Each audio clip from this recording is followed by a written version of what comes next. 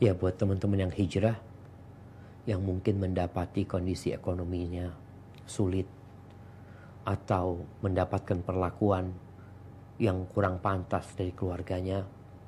Apa sih masalahnya? Masalahnya ujian dari Allah. Ada yang ketika hijrah sulit ekonominya, ada yang ketika hijrah semakin lancar usahanya. Dua-dua orang ini sedang dalam ujian. Allah Azza wa Jalla mengatakan, ahasiban nasu an yaqulu amanna wa hum la yuftanun. Apakah manusia mengira dengan mereka mengatakan kami beriman, lalu mereka tidak akan diuji, tidak akan difitnah? Allah katakan, walaqad fatanna alladhina min qablihim falaya'lamanna Allahu alladhina sadaqu wa laya'lamanna al-kadhibin.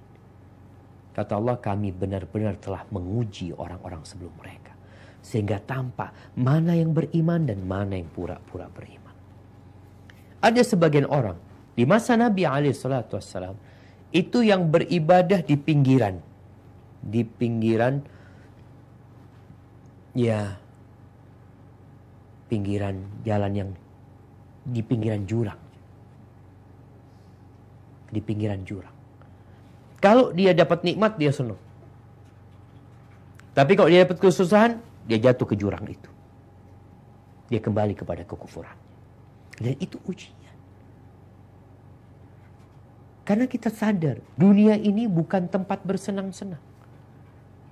Apakah para sahabat Nabi yang hijrah, ekonomi mereka akhirnya semakin bagus? Iya. Tapi setelah melalui proses yang bagus, ya.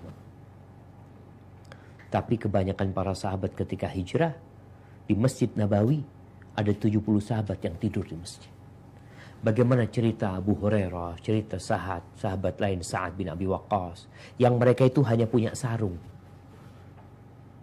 Mus'ab bin Umair, anaknya orang kaya, mati, kain kafan itu nggak cukup buat tubuhnya.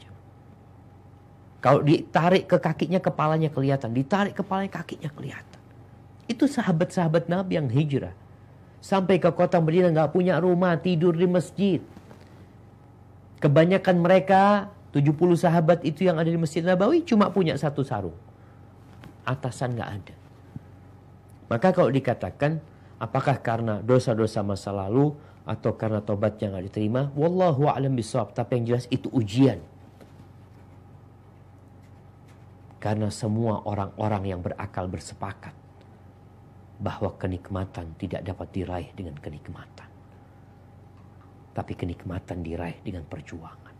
Semoga ini menjadi jalan anti untuk menuju ke surga Allah Azza wa Jalla. Dan terus bertobat, terus memohon kepada Allah. Kita terus berburuk sangka kepada diri kita sendiri dan berbaik sangka sama Allah Azza wa Jalla. Kemudian lihatlah kepada nikmat yang Allah berikan. Jangan melihat kepada kesulitan yang kau hadapi. Hada wallah.